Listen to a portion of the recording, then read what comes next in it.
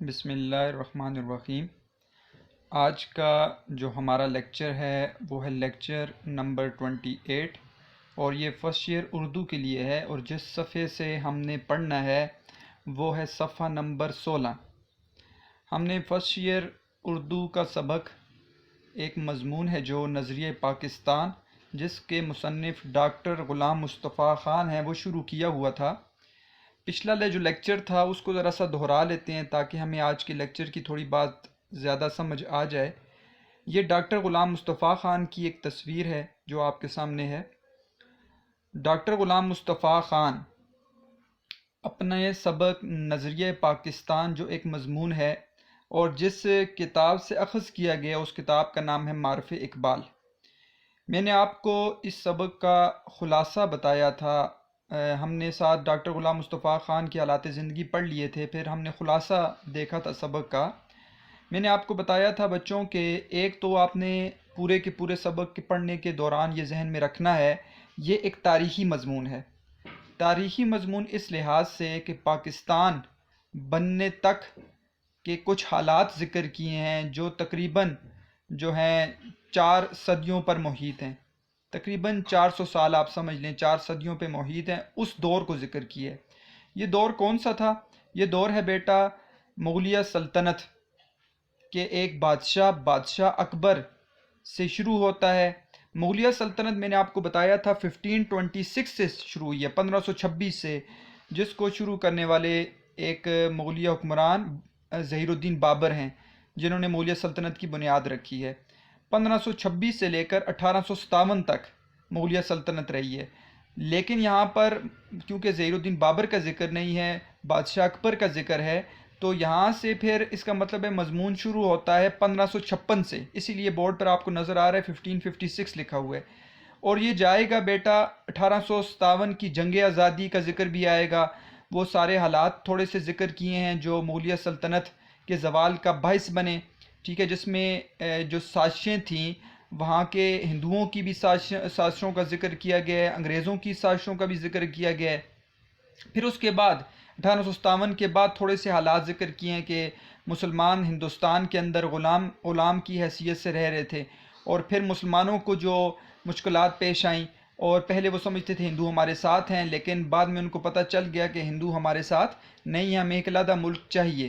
تو وہ پھر 1947 تک جو سارے واقعات ہیں اور تاریخ ہے پاکستان بننے کی، وہ تھوڑی سی یہاں پر ذکر کی گئی ہے، اور چھوٹے سے مضمون میں 400 صدیوں کو ڈاکٹر غلام مصطفیٰ خان نے جو ہے بتا دیا ہے۔ میں نے آپ کو بتایا تھا کن کن لوگوں کے بارے میں بتایا ہے، یہاں پر آپ نے پوائنٹس بھی پڑھ لیے تھے۔ بادشاہ اکبر کی بے جا رواداری کے اوپر بات کریں گے، ابھی بات ہوگی۔ حضرت مجدد الفسانی کی اسلامی خدمات، پھر جہانگیر کے زمانے میں انہوں نے قید و بند کی سختیاں برداشت کیں، شاہ جہاں اور اس کا بیٹا انہی کی بدولت، انہی کی دین پھیلانے کی بدولت وہ کیا بنے، دین کے خادم بن گئے۔ پھر اورنگزیب جو مغلیہ سلطنت کا حکمران تھا، اس کے بعد مغلیہ سلطنت کا زوال شروع ہو گیا، مرہٹوں ہندوؤں نے سر اٹھا لیا، انگریزوں نے ہندوستان کے اندر قدم جما دیے۔ سلطان حیدر علی اور سلطان ٹیپو کا جہاد، شاہ ولی اللہ دہلوی کی تحریک کا ذکر ہے۔ 1831 میں شاہ اسماعیل شہید اور سید احمد بریلوی شہید بالاکوٹ کے مقام پر شہید ہوئے۔ 1857 جنگ آزادی ہوئی۔ جنگ آزادی کے بعد جب مسلمان غلامانہ ذہنیت پر آ گئے تو سر سید احمد خان نے اصلاحی تحریک شروع کی۔ 1885 میں کانگریس کی بنیاد رکھی گئی۔ شروع مسلمان سمجھتے تھے کہ یہ کانگریس جو ہے یہ ہماری بھی پارٹی ہے، لیکن بعد میں پتہ چل گیا کہ یہ پارٹی جو ہے کانگریس یہ ہندوؤں نے اپنے لیے بنائی ہے۔ سر سید کے دوست مولانا قاسم نانوتوی نے مدرسہ شروع کیا، مدرسہ دیوبند۔ نواب وقار الملک نے 1906 میں مسلم لیگ کی بنیاد رکھی جو مسلمانوں کی سیاسی پارٹی تھی۔ ہندوؤں نے سازشوں کو تیز کر دیا۔ مشرقی بنگال اور آسام کو دوبارہ 1911 میں بنگال میں شامل کر دیا گیا۔ پہلی جنگ عظیم شروع ہوئی اور یہ 1915 سے 1918 تک تھی، جس میں سلطنت عثمانیہ کا خاتمہ ہوا، اور ترکیوں کے ساتھ جو ہے وہ کیا ہوا، وہ ان کی سلطنت کو ختم کر دیا گیا۔ تحریک خلافت ہندوستان کے اندر شروع ہوئی، مولانا محمد علی جوہر، مولانا شوکت علی نے شروع کی۔ ہندوؤں نے تحریک خلافت کو دیکھا، جب تحریکوں کو دیکھا تو شودھی اور سنگٹن کی تحریکیں شروع کر دی۔ 1928 میں نہرو رپورٹ آ گئی جس سے مسلمانوں کو پتہ چل گیا کہ ہم کبھی بھی ہندوؤں کے ساتھ نہیں رہ سکتے۔ 1930 الہ آباد جلسہ 23 مارچ 1940 قرارداد پاکستان، اور پھر 14 اگست 1947 پاکستان آزاد ہو گیا۔ تو بیٹا یہ چیزیں یہاں پر ذکر ہیں، آپ کے سبق میں یہ ابتداً یہ ساری چیزیں ذکر ہوں گی، اور ہم نے اسی لیے ان لوگوں کے بارے میں پڑھا تھا۔ اب ہم دوبارہ سبق کے اندر نہیں پڑھیں گے۔ اکبر کے بارے میں ہم نے پڑھ لیا تھا، جہانگیر کے بارے میں پڑھ لیا تھا، شاہ جہان، اورنگزیب، مجدد الفسانی کے بارے میں پڑھ لیا تھا۔ اس طرح شاہ ولی اللہ دہلوی کے بارے میں ہم نے پچھلے لیکچر میں پڑھا، مولانا محمد قاسم، سلطان ٹیپو، اس کے والد حیدر علی، شاہ اسماعیل شہید، سید احمد شہید کے بارے میں ہم نے پڑھ لیا تھا۔ تو ان حضرات کے بارے میں ہم اب سبق کے اندر نہیں پڑھیں گے۔ تو بیٹا ہم نے اب کیونکہ سبق کو شروع کرنا ہے تو آپ نے ایک ذہن میں رکھنا ہے، ایک تو یہ تاریخ بیان ہے 1947 تک، پھر اس کے بعد خود ڈاکٹر غلام مصطفیٰ خان نے نظریہ پاکستان کی تعریف کی ہے، اس کے مقاصد کو ذکر کیا ہے، اور آخری پیج پر بتایا ہے کہ ہمارا کردار کیا ہونا چاہیے۔ یعنی پاکستان تو ہمیں مل گیا، اب ہمیں کیا کرنا چاہیے جو ہمارے پاکستان کے لیے بہتر ہو۔ تو بیٹا اب آپ کو سبق کا خلاصہ ذہن میں ہوگا تو سبق آپ کے لیے مشکل نہیں ہوگا۔ ہم انشاءاللہ ساتھ ساتھ سوالات بھی پڑھیں گے، اور میں آج آپ کے لیے سوالات اسی آپ کے سامنے لے کر آیا ہوں، بورڈ کے علاوہ جس طرح میں بورڈ پر صرف ہیڈنگز لکھتا تھا، تو اب کیونکہ ہمارا کالج انشاءاللہ 15 تاریخ سے شروع ہو رہا ہے، تو ایک تو یہ کہ میں اپنے لیکچرز کو ختم کر دوں، لیکن دل نہیں مان رہا، جو مختلف سٹوڈنٹس ہیں مختلف جگہوں کے وہ سنتے ہیں لیکچر کو، تو اس لیے اب کیونکہ بورڈ اتنا وقت نہیں ہوگا تو کوشش یہ کی ہے، اس سے بھی انشاءاللہ بہتر آپ کو طریقہ ملے گا کہ باقاعدہ آپ کو سوال سامنے ملیں گے، اور آپ انشاءاللہ خود سوالوں کو ساتھ ساتھ حل کرتے جائیں گے، کوئی سوال انشاءاللہ ہم چھوڑیں گے نہیں انشاءاللہ۔ تو اب ہم اپنے سبق کو دیکھتے ہیں۔ آپ اپنی کتابوں کو سامنے رکھ لیں۔ ڈاکٹر غلام مصطفیٰ خان، نظریہ پاکستان۔ مسلمانوں نے ہمیشہ رواداری کو اپنا شیوا بنایا ہے۔ رواداری کہتے ہیں بیٹا لحاظ اور رعایت کو، شیوا کہتے ہیں طریقہ۔ مسلمانوں نے ہمیشہ لحاظ اور رعایت کا طریقہ اپنایا ہے۔ مسلمانوں نے کبھی بھی جنگ میں پہل نہیں کی، کسی پر ظلم و ستم نہیں کیا، لیکن جب کفر و الحاد اپنا غلبہ حاصل کرنا چاہتا ہے تو مسلمان اس کے مقابلے کے لیے ڈٹ کر کھڑا ہو جاتا ہے، لیکن جب بھی کفر جو ہے اسلام کے سامنے آتا ہے تو مسلمان ہمیشہ جو ہے نا اس کے مقابلے میں ڈٹ کر کھڑے ہو جاتے ہیں اور جہاد کرتے ہیں۔ مسلمانوں نے خود اپنی طرف سے کبھی بھی کسی پر ظلم نہیں کیا، اور نہ مسلمانوں کا یہ طریقہ رہا ہے۔ تو مسلمانوں نے جب بھی دیکھا کہ کفر سامنے آیا ہے اور اسلام کو نقصان پہنچانے کی کوششیں کی ہیں تو پھر مسلمان جو ہیں وہ اس کے مقابلے میں ڈٹ کر کھڑے ہو گئے ہیں۔ اب اس کے بعد ہی بیٹا یہاں سے بادشاہ اکبر والی بات شروع کریں گے ڈاکٹر غلام مصطفیٰ خان، کہ بادشاہ اکبر کی بے جا رواداری اور ملکی سیاست میں ہندوؤں کے عمل دخل کی وجہ سے ملک میں کافرانہ طور طریقے اس قدر رائج ہو گئے تھے کہ مسلمانوں کی آزادی خود ان کے دینی معاملات میں بھی ختم ہو گئی تھی۔ یعنی بادشاہ اکبر جب آیا اس نے ایک دین الہی بنا دیا، ایک نیا دین بنا دیا، اس نے ہندوؤں کو اپنے ساتھ ملایا اور ہندوانہ طور طریقے اسلام کے اندر لائے اور دین الہی ایک نیا دین بنانے کی کوشش کی۔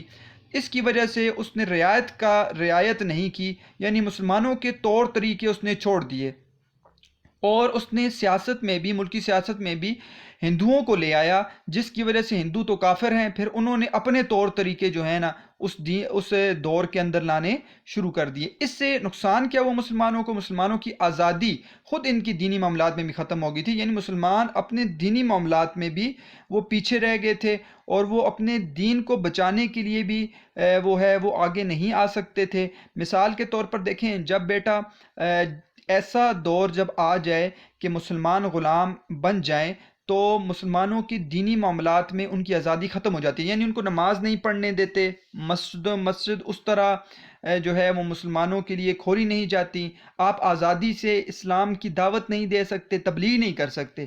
تو یہی طور طریقے جب بادشاہ اکبر نے لائے اور دین الہی لایا تو اس نے کہا میرے دین کے مطابق تم تبلیغ کرو گے، تو اسلام کے مطابق مسلمان جو ہیں وہ تبلیغ بھی نہیں کر سک رہے تھے۔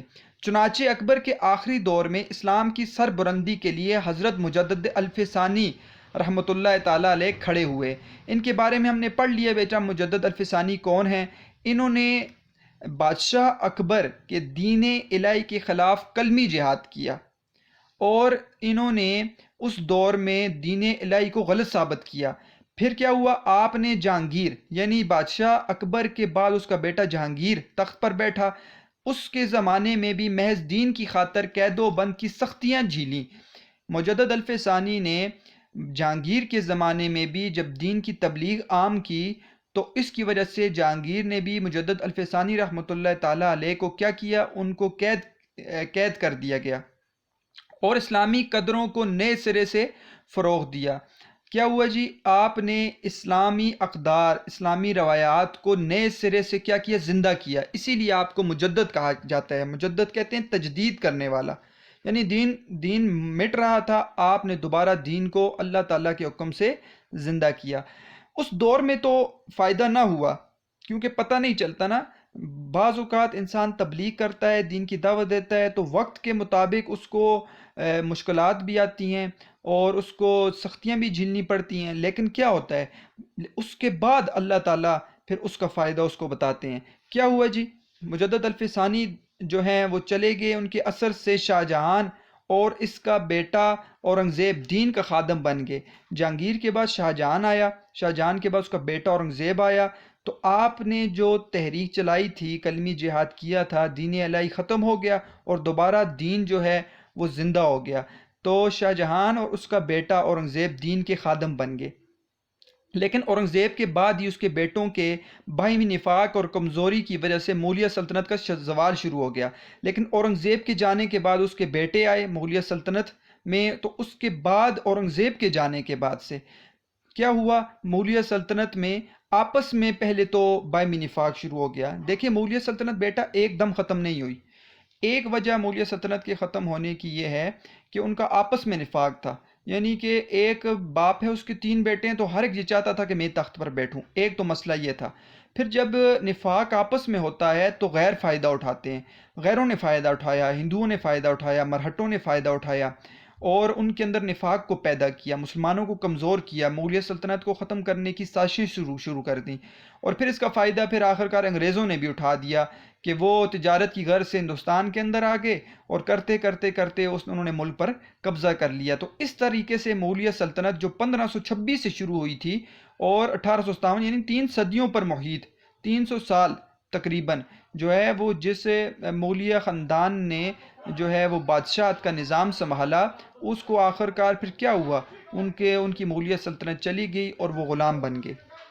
تو بیٹا یہاں تک آپ کو بات سمجھ آ گئی ہوگی کہ مسلمان ہمیشہ رعایت رکھتے ہیں، لیکن جب بھی کفر آتا ہے تو مسلمان ڈٹ کھڑے ہوتے ہیں۔ بادشاہ اکبر کے دین الہی کی وجہ سے مسلمانوں کو کافی نقصان پہنچا، ان کے مقابلے میں مجدد الف ثانی رحمۃ اللہ تعالیٰ علیہ کھڑے ہوئے، انہوں نے کلمی جہاد کیا۔ اس کے بعد جہانگیر کے زمانے میں بھی آپ کو مجدد الف ثانی رحمۃ اللہ تعالیٰ علیہ کو قید و بند کی سختیاں جھیلنی پڑیں، لیکن اس وقت تو پتہ نہ چلا، لیکن بعد میں شاہ جہان اور اس کا بیٹا جو ہے اورنگزیب دین کے خادم بن گئے، لیکن اورنگزیب کے بعد اس کے بیٹوں میں باہمی نفاق شروع ہو گیا، جس کی وجہ سے مغلیہ سلطنت کمزور ہو گئی۔ تو بیٹا یہ ابتدا میں بات ہو گئی ہے، یہ نیچے تک ہم پڑھتے ہیں، پھر اس کے بعد ہم سوال بھی دیکھیں گے ساتھ ساتھ۔ مرہٹوں اور ہندوؤں کے کئی گروہوں نے سر اٹھا دیا، انگریزوں نے اپنے قدم جما دیے اور ملک میں انتشار پھیل گیا، لیکن ایسے گئے گزرے حالات میں بھی قوم کو فروغ دینے اور اسلام کو سربلند کرنے کے لیے کوششیں جاری نہیں۔ حالات خراب ہوتے رہے لیکن پھر بھی مجاہدین آتے رہے اور دین کی خاطر جو ہیں قربانیاں دیتے رہے۔ ان میں سے ابھی جو ذکر آئے گا وہ آئے گا سلطان ٹیپو کا۔ چنانچہ میسور، جنوبی ہند مسلمانوں کی ایک ریاست ہے میسور، کے سلطان حیدر علی اور اس کے بیٹے سلطان ٹیپو نے نہ صرف ہندوؤں اور انگریزوں کا مقابلہ کیا بلکہ افغانستان، ترکی اور پھر فرانس کو بھی اپنے ساتھ شامل کرنے کی کوشش کی۔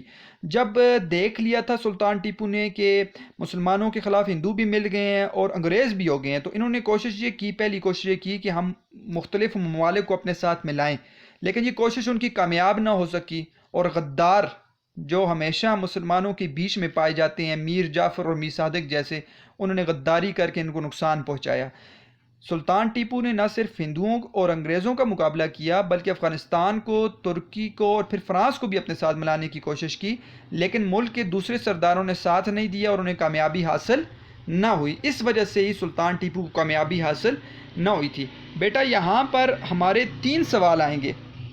ابتدائی سوال آپ صفحہ نمبر دیکھیں 20۔ پہلا سوال بادشاہ اکبر کی بے جا رواداری سے کیا نقصان ہوا؟ ایک سوال یہ ہے۔ دوسرا سوال، مجدد الفسانی نے اسلام کی کیا خدمات انجام دیں؟ دو سوال۔ تیسرا سوال، حیدر علی اور سلطان ٹیپو انگریزوں کے خلاف جنگ میں کیوں ناکام ہوئے؟ تین سوال اسی پہلے پیراگراف سے آ رہے ہیں بیٹا۔ تو پہلا پیراگراف بڑا اہم ہے، اور اگر یہ پہلا پیراگراف تشریح میں آ جاتا ہے تو ان تین سوالوں کے ساتھ بھی آپ آرام سے سیاق و سباق اور تشریح کو حل کر سکتے ہیں۔ ہم تینوں سوالوں کے جواب پڑھتے ہیں بیٹا، تینوں سوالوں کے، پھر ہم آگے پڑھیں گے۔ پہلا سوال دیکھیں، بادشاہ اکبر کی بے جا رواداری سے کیا نقصان ہوا؟ تو ڈاکٹر غلام مصطفیٰ خان نے اپنے مضمون نظریہ پاکستان میں بادشاہ اکبر کی بے جا رواداری اور اس سے ہونے والے نقصانات کا ذکر کیا۔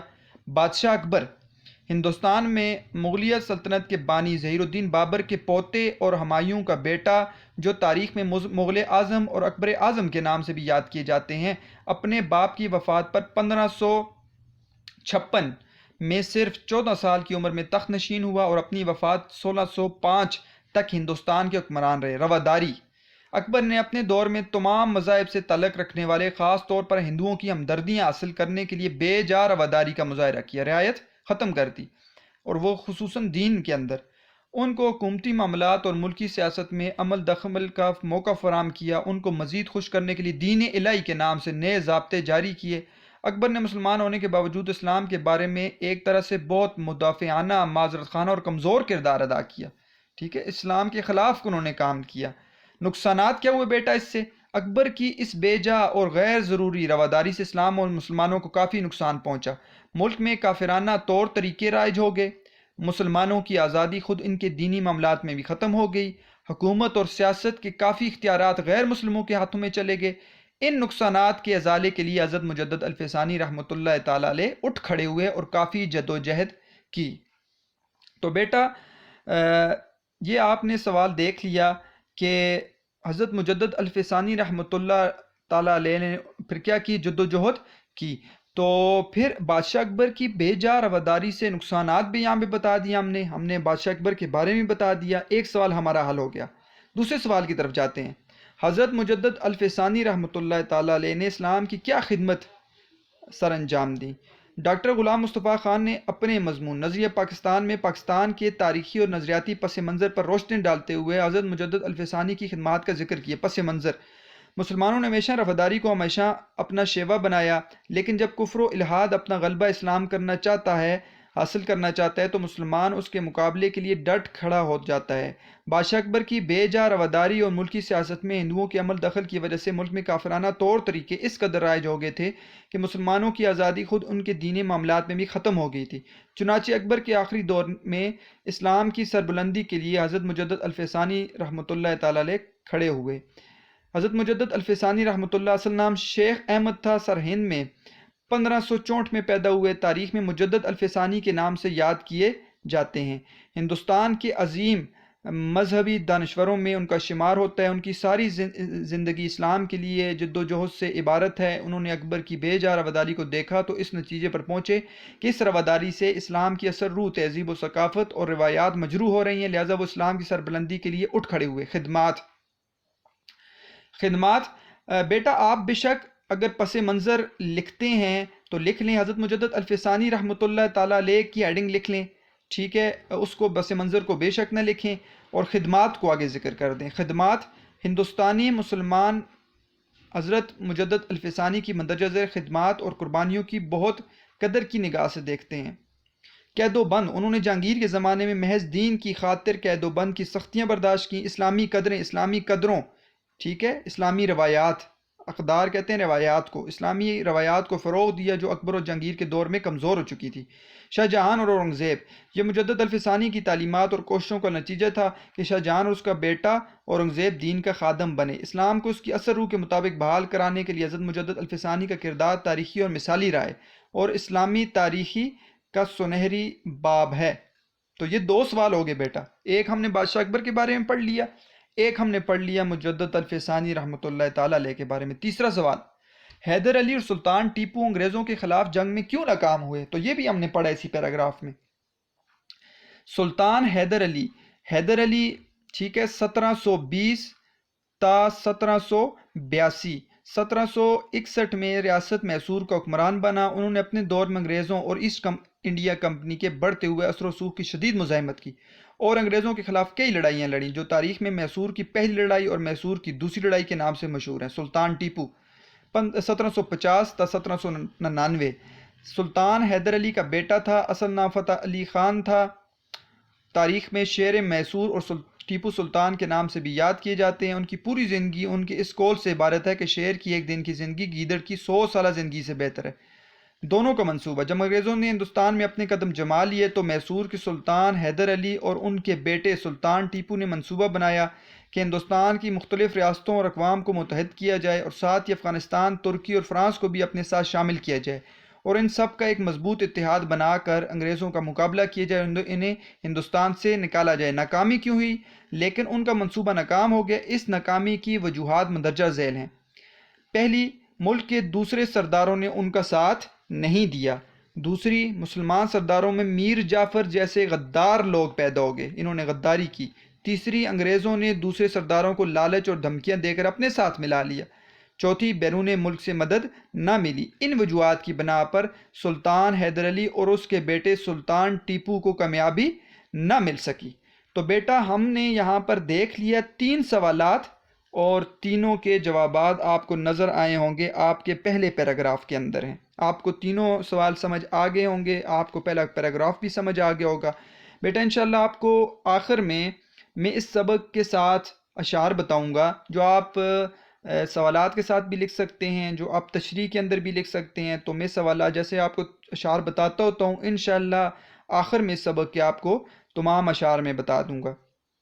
اس زمانے میں شاہ ولی اللہ دہلوی اور ان کے صاحبزادوں نے مسلمانوں کی اخلاقی اور معاشرتی برائیوں کو دور کرنے کی تحریک شروع کی۔ تو شاہ ولی اللہ دہلوی کے بارے میں بھی ہم نے پڑھ لیا تھا کہ شاہ ولی اللہ دہلوی نے باقاعدہ کیا کی، تاریخ میں ایک تحریک شروع کی جس میں مسلمانوں کے اخلاق اور معاشرتی برائیوں کو دور کرنا تھا۔ پھر ان کے پوتے شاہ اسماعیل شہید نے اپنے مرشد، اپنے پیر سید احمد بریلوی کے ساتھ مل کر اسلامی اصولوں کو دوبارہ رائج کرنے اور ملک کو غلامی سے آزاد کرانے کی کوشش میں 1831 میں اپنی جانیں قربان کر دیں۔ تو میں نے آپ کو بتایا یہ بالاکوٹ کے مقام پر شہید ہوئے۔ تو شاہ ولی اللہ کے بارے میں بھی ہم نے بیٹا پڑھا تھا، ٹھیک ہے، اب دوبارہ نہیں پڑھتے۔ شاہ اسماعیل اور سید احمد شہید کے بارے میں بھی ہم نے پڑھ لیا تھا کہ انہوں نے کیا قربانیاں دی تھیں۔ تو بیٹا ساتھ ساتھ یہ بتا رہے ہیں کہ کیا مسلمانوں نے جو حالات آئے، جیسے بھی آئے، انگریزوں کی سازشیں، ہندوؤں کی سازشیں، لیکن مسلمانی جو ہے اسلام کے اندر مسلمانوں نے اپنی قربانیاں دی، اپنی جانیں دیں، شہادت اللہ تعالیٰ نے ان کو دی، تو جس کی وجہ سے دین جو ہے وہ قائم رہا۔ تو یہ قربانیاں تھیں جس کی وجہ سے آخرکار ہمیں پاکستان ملا۔ دیکھیں اتنا بڑا پس منظر کیوں بیان کر رہے ہیں، اسی وجہ سے کہ پتہ چلے کہ یہ تو وہ لوگ ہیں کہ جو نمایاں لوگ ہیں جو سامنے ہیں، اور بڑے بڑے لوگوں نے قربانیاں دی ہیں اس سے پاکستان کو حاصل کرنے کے لیے۔ اب جاتے ہیں بیٹا صفحہ نمبر 17 کی طرف۔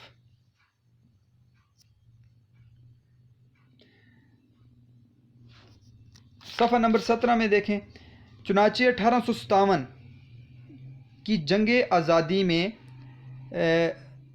تاہم انہوں نے مسلمانوں کے دلوں میں جوش اور ولولہ پیدا کر دیا تھا۔ یہ صفحہ 16 کی آخری لائن ہے۔ چنانچہ 1857 کی جنگ آزادی میں مسلمانوں نے پھر اپنے قدم جمانے کی کوشش کی۔ 1857 کی جنگ آزادی جو انگریزوں کے خلاف لڑی گئی، اس میں مسلمانوں نے کوشش کی، لیکن انگریزی اقتدار مستحکم ہو چکا تھا، وہ مضبوط ہو چکے تھے، انہوں نے ہندوستان پر قبضہ کر لیا، اس لیے انہیں کامیابی حاصل نہ ہو چکی۔ اس زمانے میں پھر سر سید احمد خان نے 1857 کے بعد ایک بڑی ہی اچھی تحریک شروع کی جو اصلاحی تحریک تھی، جو ادبی تحریک بھی ہم اس کو کہتے ہیں، اصلاحی تحریک۔ اس زمانے میں سر سید نے مجبوراً انگریزوں سے مفاہمت کو غنیمت سمجھا جانا اور ان کو دیکھ لیا کہ اب اس کے بغیر گزارا نہیں ہے، تو انگریزوں سے مفاہمت کر لی، ان کے ساتھ دوستی کر لی اور مسلمان قوم کی اخلاقی اور تہذیبی اصلاح پر توجہ دی، اور اس لیے مسلمانوں کی اخلاقیات اور تہذیب کی اصلاح پر اس کو ٹھیک کرنے کی کوشش کی اور ان کے دلوں سے احساس کمتری کو دور کرنے کی کوشش کی۔ احساس کمتری سے مراد یہ نا بیٹا آپ اپنے آپ کو کمتر سمجھیں،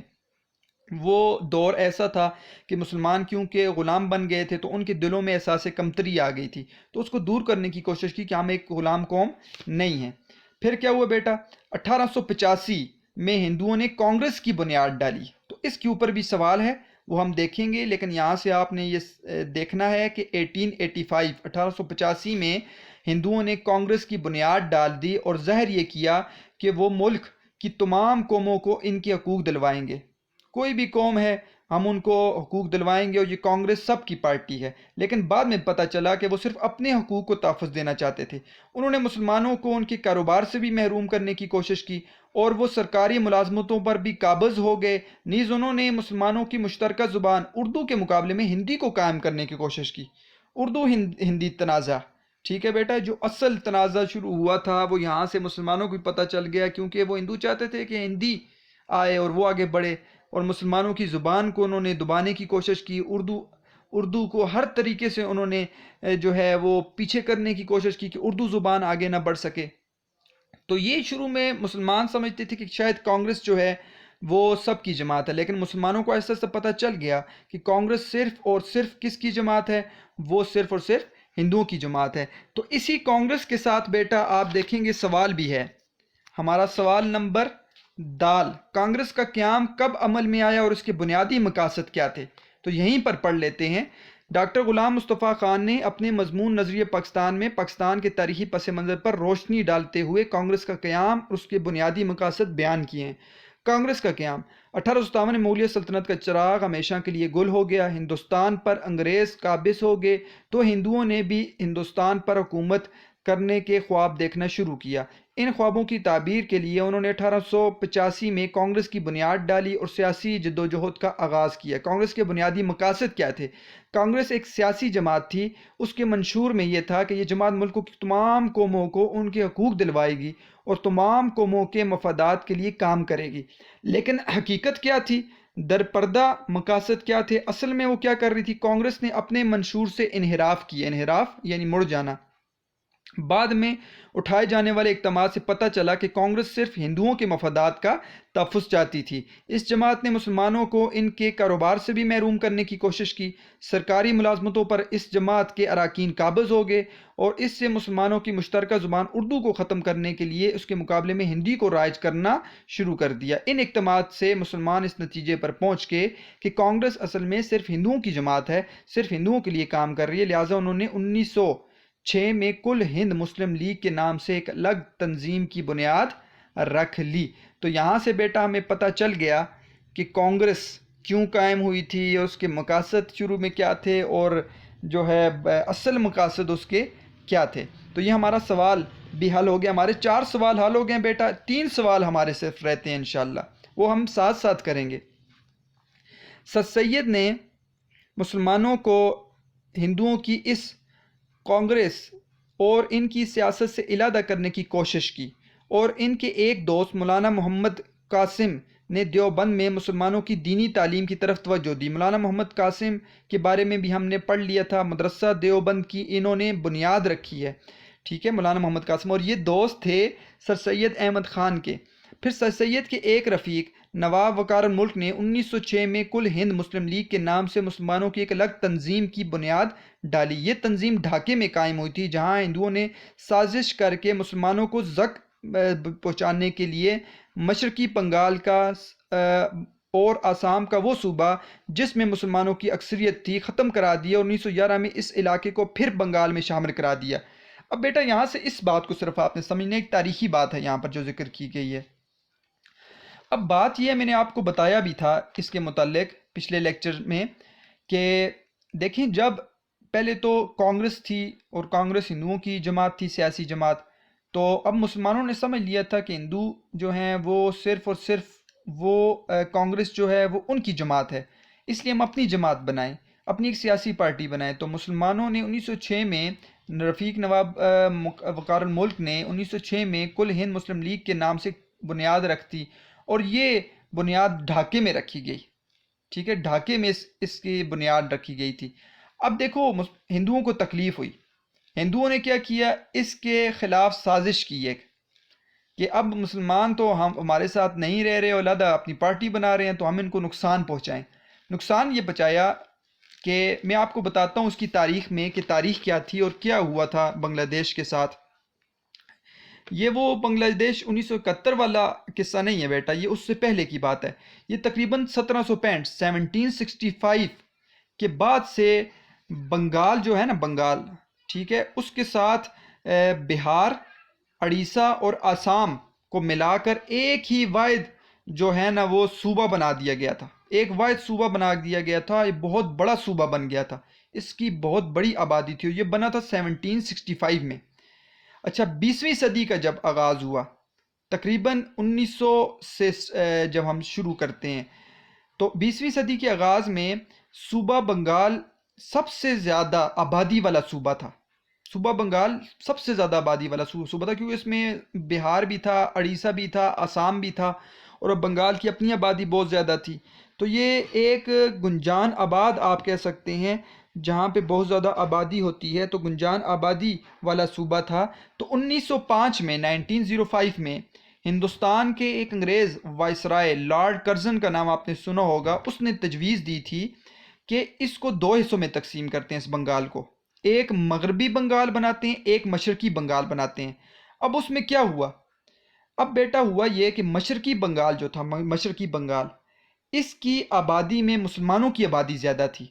مشرقی بنگال میں جو آبادی تھی وہ 31 ملین تھی، 31 ملین، جس میں سے 19 ملین مسلمان تھے اور 12 ملین ہندو تھے۔ تو مسلمانوں کی آبادی زیادہ تھی، اس لیے انہوں نے اس کو مشرقی بنگال کا نام دیا اور مسلمانوں کے حوالے کر دیا، کیونکہ مسلمانوں کی آبادی زیادہ تھی۔ اور جو مغربی بنگال ہے اس میں آبادی تھی تقریباً 54 ملین، 54 ملین، اس میں 45 ملین ہندو تھے، 9 ملین مسلمان تھے، تو ہندو اس میں زیادہ تھے، تو انہوں نے یہ ہندوؤں کے حوالے کر دیا۔ اب پہلے جب بنگال پورے کا پورا ایک تھا، کوئی مشرقی یا مغربی بنگال نہیں تھا، تو اس وقت تو لازمی بات ہے ہندو زیادہ تھے، کل ملا کے ہندو زیادہ بن جاتے تھے، تقریباً ہندو بن جاتے تھے 57 ملین، اور مسلمان بن جاتے تھے تقریباً 28 ملین۔ تو ہندو زیادہ تھے، تو ہندوؤں کے پاس ہی سارے کا سارا وہ حصہ تھا بنگال کا۔ لیکن جب علیحدہ کیا تو ایک حصہ مسلمانوں کے پاس آ گیا، ایک ہندوؤں کے پاس آ گیا۔ اب اس وقت تو انہوں نے مان لیا، اس وقت مان لیے بات کو، کیونکہ اس وقت سمجھتے نہیں تھے ہندوؤں کے پاس، انہوں نے کہا مسلمان خیر ہے، کچھ بھی نہیں ہوتا۔ جب مسلمانوں نے مسلم لیگ کی بنیاد رکھی، انہوں نے اب وہ 1905 کے فیصلے کو پر دیکھا اور کہا ہم اس فیصلے کو نہیں مانتے، اور اس کے خلاف انہوں نے احتجاج کر دیا، بائیکاٹ کر دیا۔ اس لیے اس احتجاج کے صلے میں 1911 میں دوبارہ مشرقی اور مغربی بنگال کو ایک کر دیا، اور مسلمانوں سے وہ ان کا حصہ ان کا لے کر ایک ہی کر کے ہندوؤں نے اپنے پاس لے آئے، اور دوبارہ ہندوؤں نے وہاں پر اپنی حکومت بنا لی۔ تو آپ یہ سمجھ گئے ہوں گے کہ کیسے ہندوؤں نے سازش کی، اور یہاں پر اب آپ سمجھ جائیں گے کہ مشرقی بنگال اور آسام کا وہ صوبہ جس میں مسلمانوں کی اکثریت تھی، میں نے بتا دی ہے، وہ ختم کروا دی، اور 1911 میں اس علاقے کو پھر بنگال، مغربی بنگال میں شامل کر دیا، اور بنگال ایک کر دیا سارے کا سارا۔ اسی زمانے میں پہلی جنگ عظیم بھی چھڑ گئی۔ پہلی جنگ عظیم 1914 سے 1918 تک بیٹا لڑی گئی ہے، فرسٹ ورلڈ وار۔ اس میں ایک طرف برطانیہ، امریکہ، اٹلی اور فرانس تھے، دوسری طرف جرمنی، آسٹریا، ہنگری اور ترکی تھے۔ اب یہ اہمیت اس فرسٹ ورلڈ وار کو اس لیے ہے کہ اس میں ترکی شامل ہے، سلطنت عثمانیہ، خلافت عثمانیہ والے، اور ترکی کا یہاں سے ہارنا وہ جو سبب بنا ہے ترکی کی خلافت عثمانیہ ختم ہونے کا۔ تو اس وقت تو جرمنی کے ساتھ دیا تھا، اور وقتی طور پر برطانیہ نے یہ کہا تھا کہ ہم جرمنی کو اگر ہم نے فرسٹ ورلڈ وار میں شکست دے بھی دی تو ہم ترکی کو کوئی نقصان نہیں پہنچائیں گے، لیکن انہوں نے اس کی خلافت کو ختم کر دیا۔ یہاں پر بھی دھوکہ کیا ہے برطانیہ نے۔ تو اسی زمانے میں پہلی جنگ عظیم چھڑ گئی تھی۔ دوسری جنگ عظیم بیٹا بعد میں شروع ہوئی ہے، وہ 1939 سے 1945 تک ہے۔ یہ پہلی جنگ عظیم کی بات ہے، جس میں انگریز کا مقابلہ یعنی کہ برطانیہ کا مقابلہ جرمنی سے ہوا، اور ترکی نے جرمنی کا ساتھ دیا۔ ہندوستان کے مسلمان چونکہ ترکی کے سلطان حجاز کی خدمت کرنے کی وجہ سے خلیفہ اسلام سمجھتے تھے۔ آپ کو پتہ ہے بیٹا کہ مدینہ اور مکہ یہ حجاز کہلاتا ہے۔ اس وقت جو مدینہ اور مکہ کی خدمت جو تھی وہ خلافت عثمانیہ کے پاس تھی، اور مسلمان اس خدمت کی وجہ سے ان کو خلیفۃ الاسلام سمجھتے تھے، وہ اسلام کے خلیفہ سمجھتے تھے ترکی والوں کو، یعنی خلافت عثمانیہ کو۔ تو ہندوستان کے مسلمانوں کے ساتھ جو ہے وہ دلی لگاؤ تھا، ترکی کی خلافت کے ساتھ، اس لیے انہوں نے مالی اور طبی امداد ان تک پہنچائی۔ برطانیہ کیونکہ خود ہندوستان پر قابض تھا تو وہ چھوڑ رہا نہیں تھا جہاد کرنے کے لیے، لیکن مسلمانوں نے مال اور امداد پہنچانے کے لیے کافی محنت کی اور ترکی تک امداد پہنچائی، جس کی وجہ سے حکومت برطانیہ کو مسلمانوں سے ضد اناد پیدا ہو گیا کہ یہ کیا، کیونکہ ترکی تو دوسری سائڈ تھا، برطانیہ ایک طرف تھا، تو وہ ضد پیدا ہوگی کہ مسلمان تو ترکی کا ساتھ دے رہے ہیں۔ لیکن انہوں نے یہاں کے مسلمانوں سے یہ وعدہ کیا کہ اگر ہمیں اس جنگ میں فتح حاصل ہوگی تو ہم کسی طرح بھی ترکی کو مزید نقصان نہیں پہنچائیں گے۔ یہ وعدہ محض فریب تھا، انہوں نے اس وقت وعدہ کیا کہ ہم نقصان نہیں پہنچائیں گے، لیکن جب جنگ جیت گئے تو خلافت عثمانیہ کو ختم کر دیا۔ چنانچہ جب انگریزوں کو فتح حاصل ہوئی تو اپنے وعدے سے کیا کر گئے، وہ پھر گئے، انہوں نے ترکی کی وسیع سلطنت کے ٹکڑے ٹکڑے کر دیے۔ یہاں کے مسلمانوں کو اس فریب کی وجہ سے بہت تکلیف پہنچی، تو پھر فریب کیا ہے برطانیہ نے کس کے ساتھ، ترکی کے ساتھ، اور ہندوستان کے مسلمانوں کے ساتھ۔ اس وقت کہا تھا ہم نہیں نقصان پہنچائیں گے، لیکن انہوں نے اس وسیع سلطنت کے ٹکڑے ٹکڑے کر دیے اور خلافت عثمانیہ کو ختم کر دیا۔ مسلمانوں نے ہندوستان کے اندر کیونکہ یہ جا نہیں سکتے تھے، لیکن تحریک خلافت شروع کی، جو خلافت عثمانیہ کو بچانے کے لیے تحریک تھی۔ تو اس کو شروع کرنے والے مولانا محمد علی جوہر اور ان کے بھائی مولانا شوکت علی تھے۔ انہوں نے خلافت کے تحفظ کے لیے مولانا محمد علی جوہر اور ان کے بڑے بھائی مولانا شوکت علی کی رہنمائی میں تحریک خلافت 1919 میں شروع کی۔ لیکن اسی زمانے میں اب دیکھیں بیٹا، یہاں سے تحریک شروع ہوئی، ہندوؤں نے تحریک کو دیکھا اور ان کو تکلیف پھر ہو گئی۔ ہندوؤں کو ہمیشہ تکلیف ہوتی رہتی ہے، اب بھی، آج کل بھی ہوتی ہے، اور ہندوؤں نے مسلمانوں کو ہندو بنانے کے لیے ان کو تکلیف ہوئی، انہوں نے اپنی تحریکیں شروع کر دیں۔ کون کون سی تحریک شروع کر دی؟ انہوں نے شودی اور سنگٹن شروع کر دی۔ اس لیے انہوں نے شودی کی تحریک شروع کی اور ان کو ختم کرنے کے لیے سنگٹن کی بھی تحریک شروع کر دی۔ اب بیٹا اس دونوں تحریکوں کو میں آپ کو بتاتا ہوں یہ تحریکیں کیا تھیں۔ مختلف جگہوں پر مختلف باتیں لکھی ہوئی ہیں، لیکن پھر میں نے صحیح طرح اس کو دیکھا تو مجھے پتہ چلا تاریخیں بھی مختلف ہیں، یعنی کہ آپ کو بعض نوٹس میں بعض جگہ پہ 1923 نظر آئے گا، بعض شودی اور سنگٹن کو ایک ہی تحریک مانتے ہیں، اس کے شروع کرنے والے کو ایک ہی نام سے یاد کرتے ہیں، لیکن یہ دونوں تحریکیں بیٹا علیحدہ علیحدہ تحریکیں تھیں۔ شودی تحریک جو تھی نا بیٹا، یہ دیکھیں آخر میں نے لکھا بھی ہوا ہے، شودی تحریک 1920 میں شروع ہوئی ہے اور یہ ایک ہندو رہنما سوامی شردانند نے شروع کی تھی، ٹھیک ہے، 1920 میں شروع ہوئی ہے اور ایک ہندو رہنما سوامی شردھانند نے اس کو شروع کیا تھا۔ اس کا مقصد کیا تھا؟ اس کا مقصد ایک یہ تھا مسلمانوں کو دین سے دور کرنا، ٹھیک ہے، ایک مقصد تو یہ تھا اس تحریک کا، شودی کا، کہ مسلمانوں کو دین سے دور کرو، ان کو بھی کافر بناؤ، ان کو ہندو بناؤ۔ دوسرا یہ تھا جو ہندو مسلمان ہو چکے ہیں ان کو دوبارہ ہندو بناؤ، یہ شودی تحریک تھی، یہ پیار سے سمجھاتے تھے، تبلیغ کر کے سمجھاتے تھے۔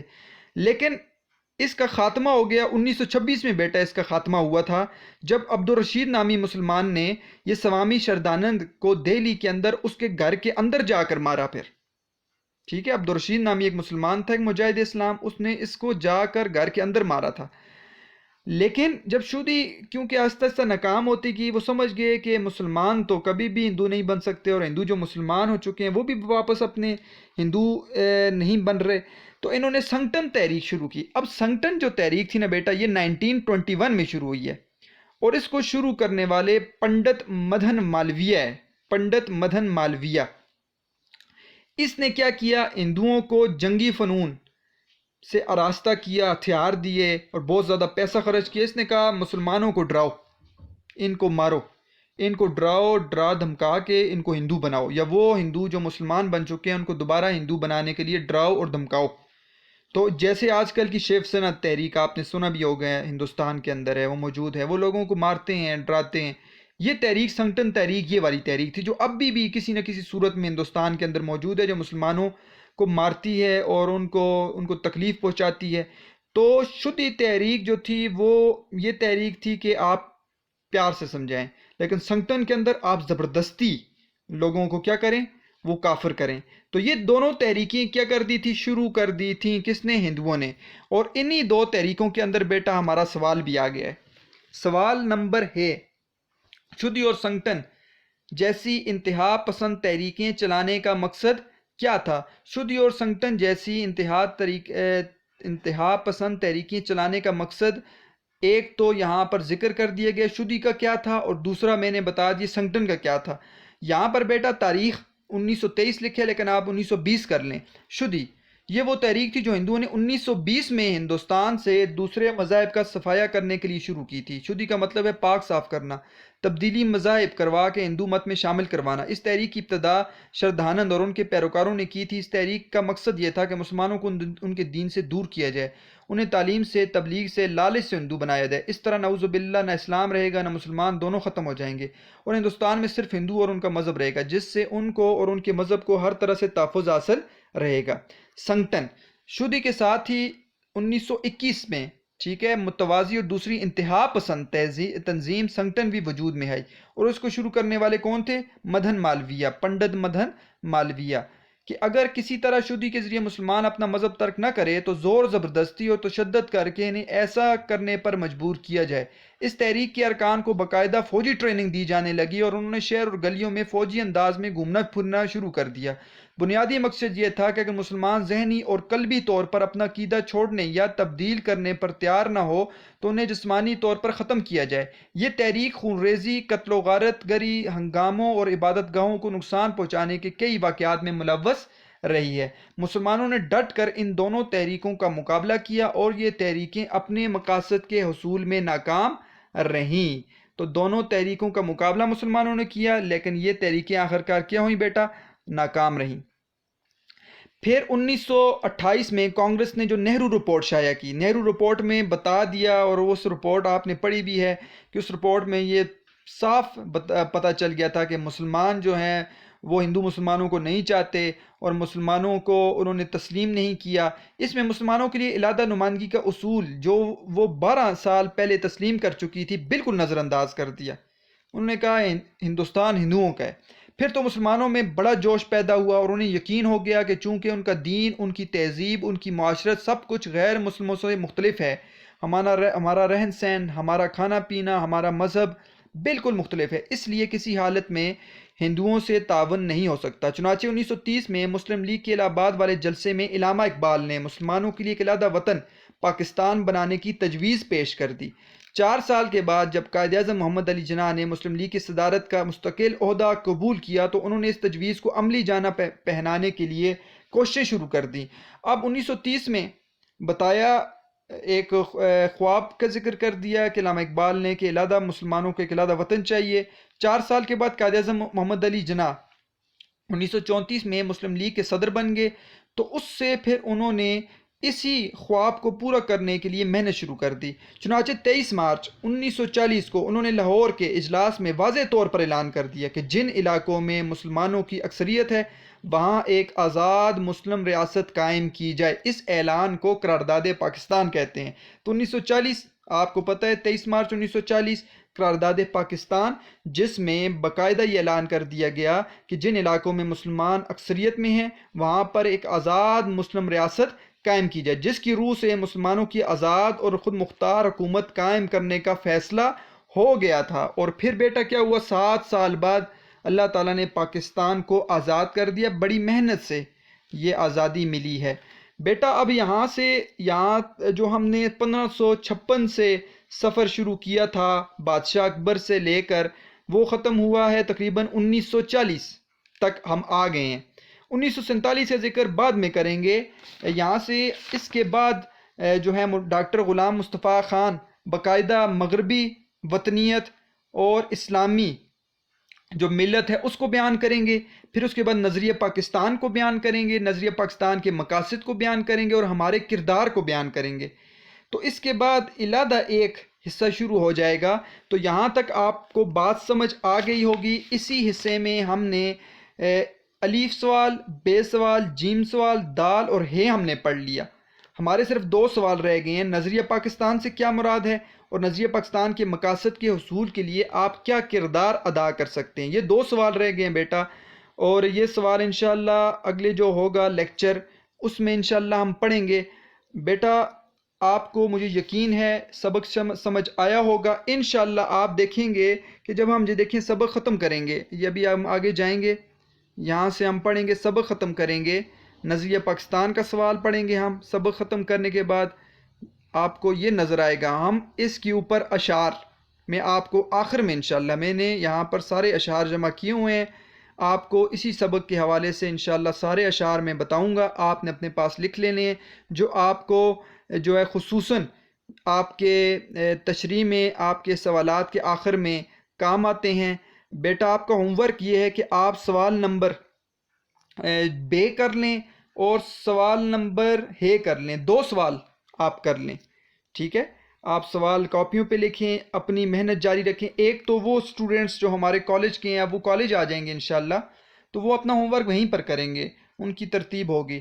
جو بچے باقاعدہ سے یہ لیکچر دیکھتے ہیں تو ان بچوں کے لیے میں ہوم ورک بھی اسی طرح دیا کروں گا، تاکہ وہ اپنے ہوم ورک کرنے سے ان کو فائدہ یہ ہوگا کہ ان کو پیپر کی تیاری ہوگی ان کی انشاءاللہ، پیپر کی تیاری بھی ان کی ساتھ ساتھ ہوتی رہے گی۔ آپ نے اسی طرح محنت کرتے رہنا ہے بیٹا، ٹھیک ہے؟ اور مجھے دعاؤں میں یاد رکھنا ہے۔ اللہ تعالیٰ آپ کو خوش رکھیں، آباد رہیں، والسلام۔